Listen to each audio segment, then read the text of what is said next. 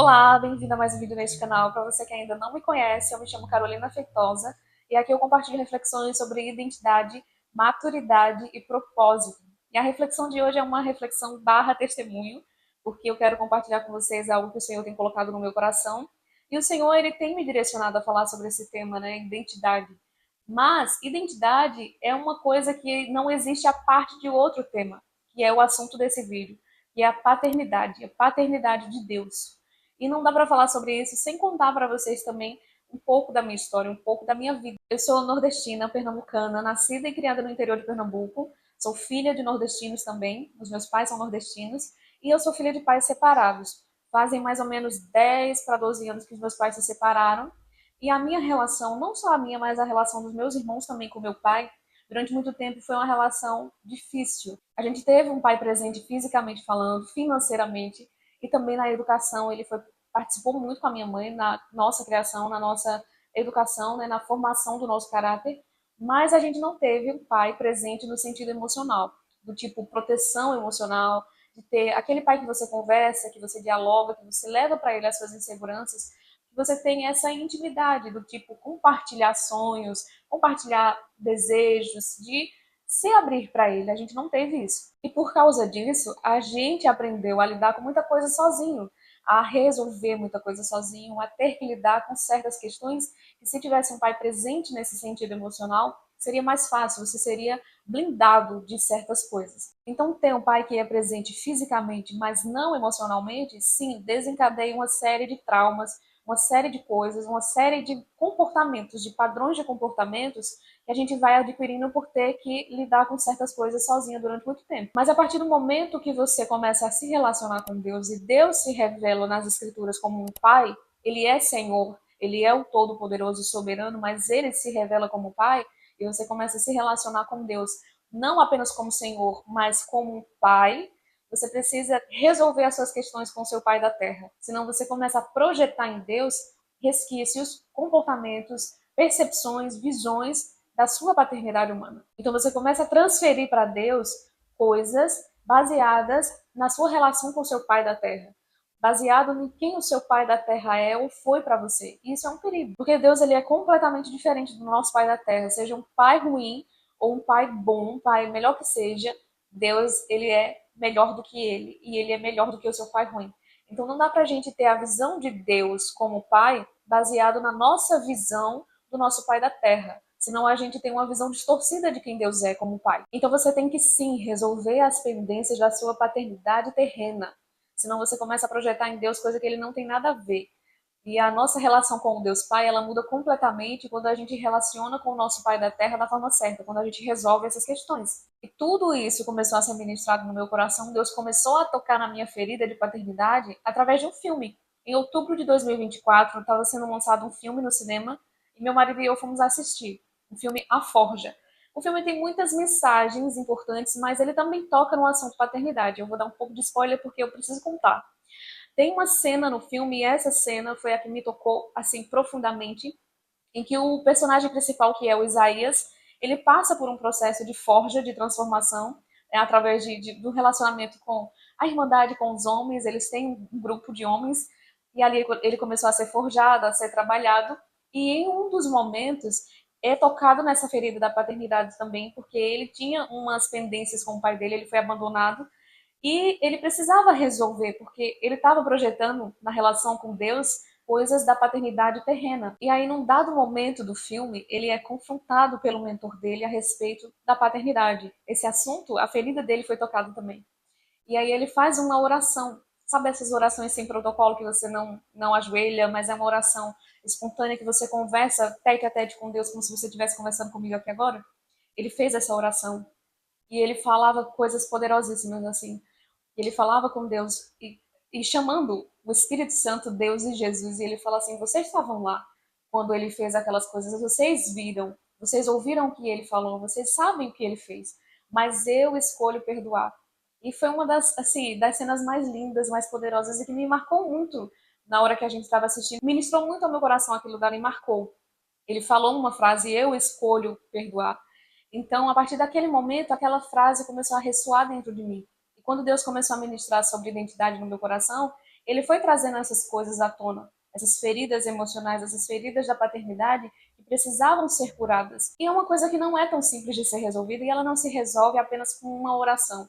É uma decisão que ela tem que ser mantida ao longo da vida. É uma decisão que você tomou naquele momento que você fez a oração, de entrega, de eu escolho perdoar, eu entrego. E ele fala sobre isso também na oração. Ele fala: eu não quero carregar mais esse fardo, eu entrego para o Senhor e eu quero perdoar, eu escolho perdoar.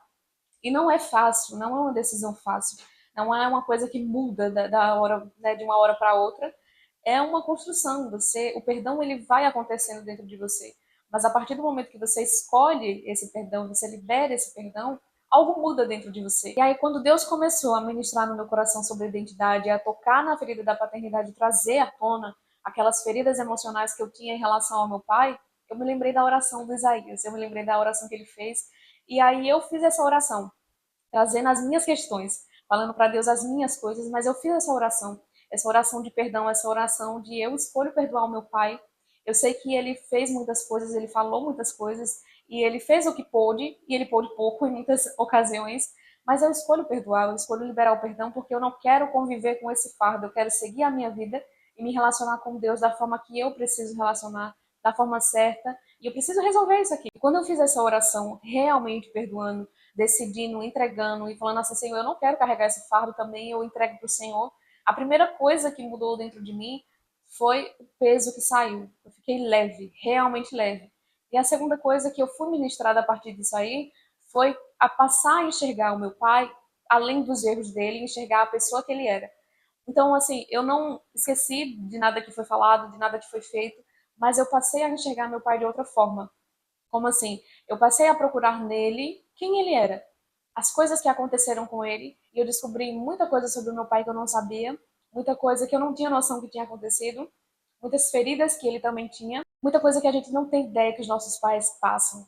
E somente quando a gente começa a enxergar o outro lado da coisa, não é uma justificativa, isso não justifica os erros dele, mas você começa a entender que pessoas feridas ferem, sabe? Isso é real. Pessoas feridas ferem. E eu comecei a enxergar o meu pai de outra forma. E eu perdoei. Então a questão é que, e essa é a mensagem principal do vídeo, são duas na verdade, mas a primeira é que você precisa resolver as suas questões com seu pai terreno. Sim, você precisa. Você precisa liberar perdão, porque independente do que a pessoa tenha feito ou falado, o perdão não é sobre o que ela fez, não é sobre ela. É para que você caminhe com liberdade. É para que você caminhe sem o fardo da mágoa, sabe, sem essa escravidão, porque é você que está carregando esse fardo. Talvez a pessoa que te feriu nem percebeu que te feriu, ou nem se importe com essa ferida, porque realmente pode acontecer de que a pessoa tenha te ferido e não tá nem aí para o que você está sentindo, ou seja lá o que for. A pessoa não tá nem aí. A questão é que você precisa do perdão para que você comece a andar em liberdade e seja livre. É sobre a sua libertação. Entende? Então você tem que resolver essa questão. O segundo ponto é que existem padrões de comportamentos e de mentalidade que foram desenvolvidos a partir dessa ferida e que precisam ser resolvidos para que a gente não transfira para Deus essas coisas. Porque uma pessoa que foi criada sem um pai, que aprendeu a resolver tudo por conta própria, a se proteger sozinha, a se blindar emocionalmente sozinha, ela tem dificuldade de se submeter a Deus. Ela tem dificuldade de se render, de estar em submissão, de obedecer. Ela tem dificuldade de confiar na proteção de Deus, na provisão de Deus, porque ela acredita que ela precisa fazer por conta própria. E aí você começa a se relacionar com Deus apenas como Deus Senhor e não como Deus Pai. Então você não reconhece Deus como Pai, e se reconhece, você age como se ele não fosse. Porque é como uma criança que é criada a vida inteira sem um pai, sem a presença de um pai, como um órfão, e descobre lá na fase adulta, quase na fase adulta, que tem um pai. De tanto que ela viveu sem a presença desse pai, agora que ela tem, é como se ela não tivesse. Ela age como se não tivesse, porque aprendeu a vida inteira que não tem pai. Aprendeu a lidar com tudo sozinha, então a presença do pai meio que não significa nada, porque ela tem um pai, mas age como se não tivesse. Com Deus não dá para agir dessa forma, não dá para se relacionar apenas com o Deus Senhor sem reconhecer que ele é um pai. Porque a Bíblia fala que Adão era filho, e depois que Adão pecou, foi destituído dessa posição, o que se vê é a construção. A Bíblia é essa aí. É Deus tentando restituir um filho à posição de filho. É por isso que Jesus ele vem como um filho para restituir filhos à sua posição de filho. Ele veio para resgatar filhos. Eu vou contar algo que aconteceu comigo recentemente, porque apesar de eu ter feito a oração, apesar de eu ter liberado o perdão para o meu pai, ainda existia e existem padrões de comportamentos em mim que eu estava transferindo para Deus. Eu não levava para Deus as minhas questões, assim, eu me sufocava nas minhas questões, na minha ansiedade, e não levava para Deus até o último segundo. Eu tentava resolver na força do meu braço até o último minuto, e aí quando eu via que eu não conseguia, eu levava para Deus, e aconteceu isso. As últimas semanas para mim foram emocionalmente difíceis. Eu estava com o emocional super abalado, no auge da ansiedade. Teve um dia que estava assim insuportável. Eu estava realmente numa fase que eu não estava dando conta, super ansiosa, uma angústia no peito, e assim, estava no auge, quase beirando uma crise de ansiedade. E aí eu fui orar. E eu comecei a oração de forma desesperada. Eu estava quase beirando uma crise de ansiedade ali, porque eu estava ofegante já, assim, desesperada, e comecei a orar, mas eu não conseguia formular uma frase. Não conseguia, porque eu estava muito ansiosa, muito ansiosa. E naquele momento ali, eu comecei a ter um dos momentos mais profundos no Senhor, uma das revelações mais profundas de Deus como Pai, algo que eu nunca tinha vivido. Naquele momento desesperador, o meu quarto, a janela do meu quarto estava aberta e eu senti uma brisa entrando bem devagarzinho, bem suave dentro do meu quarto, bem suave, e o ambiente ele foi mudando completamente. Ele foi sendo inundado por essa suavidade, por essa paz, por essa presença, sabe? E aí eu não sei o que aconteceu. Eu não sei o que aconteceu, mas eu tive uma visão que eu não sei se era visão ou se era uma experiência espiritual, mas foi muito real. De Deus sentado na cama e era como se eu tivesse deitada no colo dele, sabe? Com a cabeça recostada no colo dele, e eu sentia eu sentia Deus afagando os meus cabelos e me acalmando como um pai. E ele perguntava: por que você está tão ansiosa? Com aquela voz, uma voz suave, suave num nível que eu não sei explicar. E era dentro de mim acontecendo, mas era como se fosse uma visão, sabe? E ele afagando os meus cabelos e falando assim: por que você está tão ansiosa? Se acalma. Por que você está tão ansiosa? Agora você tem com o que conversar. Agora você pode trazer para mim as suas questões. Agora você não precisa resolver tudo sozinha. Eu estou aqui, eu vou te ouvir. Você não precisa lidar com tudo sozinha. Se acalma. Você agora tem um pai. E aquilo foi me tomando por dentro, que eu não sei explicar. Eu estou tentando traduzir assim em palavras, mas eu não sei explicar o que aconteceu naquele dia. Mas eu tive uma das experiências mais profundas com um Deus Pai. Ele se revelou a mim como Deus Pai, o Deus que vai me ouvir, o Deus que em momentos difíceis ele vai estar, os momentos bons ele vai estar, e que ele é realmente um Deus Pai, um Deus que protege, um Deus que cuida, e que agora eu não preciso resolver tudo sozinha, eu não preciso deixar ficar, sabe assim, no auge da coisa para levar para Deus, e sim, ele se importa. Ele se importa com as minhas crises, ele se importa com as minhas aflições, ele quer me ouvir. Essa foi uma das coisas que mais tocou em mim, foi ele quer me ouvir. Sabe? Às vezes a gente passa por tanta coisa e acha que Deus nem se importa, ou que porque Deus é onipresente, onipotente, onisciente, que ele sabe de tudo, a gente não precisa levar para ele. Mas isso é uma mentira de Satanás. Isso é um engano. Ele quer te ouvir. Ele quer que você fale com ele, que você traga para ele as suas questões, que você não leve o fardo sozinho, porque agora você tem um pai e você precisa agir como se tivesse. Você precisa agir como se ele fosse de verdade um pai. Então, aquele momento para mim ficou muito marcado. Eu falei pro meu esposo e eu chorei, solucei de tanto chorar, contando para ele essa experiência, porque foi algo muito profundo. Então, assim, às vezes acontece isso com a gente. A gente, de tanto conviver, de tanto viver sem um pai, sem a presença de um pai, a gente acha que Deus também não se importa. Mas ele se importa, sabe? Eu tenho uma gatinha, e esse é outro testemunho, e eu falei que esse testemunho, eu tenho uma gata que ela, assim, a adoção dela foi muito louca. Porque, primeiro, eu tenho um gato e eu não queria mais gatos, eu não queria mais nada. Só que quando meu irmão estava aqui, ele passou um tempo morando com a gente, ele passou um tempo aqui, ele é muito apegado a bicho, e tinha uns gatinhos de rua, e a gata estava no meio. Eram três gatinhos de rua. E ele começou a alimentá-los aqui na frente da minha casa. Eu falei: Alexandre, não faz isso, porque depois, quando você for embora, esses gatos vão ficar aí me perturbando e eu não quero mais gato. E realmente ele foi embora. Os gatos ficaram aqui e, assim, era gato de rua. Então eles rasgavam meu lixo, sabe? Bagunçava muito. E a gatinha tava no meio. E aí eles ficaram bagunçando aqui em casa. Bagunçando, bagunçando, e entrava dentro de casa, revirava a lixeira se a janela tivesse aberta. Ela entrava pela janela do quarto para comer a ração do meu gato dentro da minha casa. E assim, eu tava revoltada com esses gatos. Mas ela ficou mais do que os outros, porque os outros eu espantava e eles iam embora. Mas ela não, ela sempre voltava, ela sempre voltava. Aí, beleza. A gente viajou e aí, beleza, essa gata tava por aqui, mas assim, aquela resistência, eu não queria gato e ela tava ali. Aí viajamos para Pernambuco em 2024, finalzinho, para passar a virada do ano lá com a minha família e com a família do meu marido. Quando a gente chegou de viagem, essa gata estava aqui. Só que ela estava muito esquisita. Ela estava muito estranha, ela estava muito desconfiada. Eu falei, essa gata tá estranha, tá acontecendo alguma coisa. E a gente tem uma horta lá no quintal, quer dizer, uma quase horta, porque a gente tá começando e meio que deixou pra lá, mas enfim. Já tinha algumas coisinhas lá plantadas e a gente ia todo dia na ansiedade para ver o crescimento e tal, acompanhar. E toda manhã a gente ia. Até que numa dessas idas lá para a horta para ver o que estava acontecendo, eu olhei assim, sabe? Eu tava conversando com meu marido e sabe a visão lateral que você tem?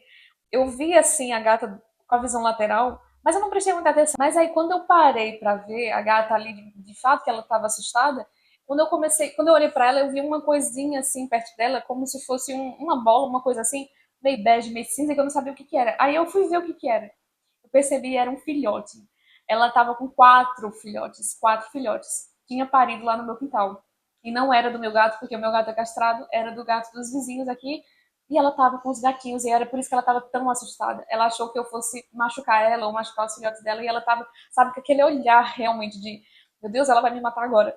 E eu fiquei assim, meu Deus, ela tem filhotes, ela pariu aqui. E aquilo ali mexeu comigo, ela tava com os filhotinhos, ela tinha parido. Eu falei pra o meu marido, amor, olha, ela tá cheia de filhotinhos. E ela tava com um olhar super assustado, porque ela tava acostumada, né, com a gente colocando ela pra fora, assustando e afastando mesmo. Ela achou que eu ia machucar ela ou machucar os filhotinhos dela e ela ficou com aquele olhar assim, ó, desesperado pra mim.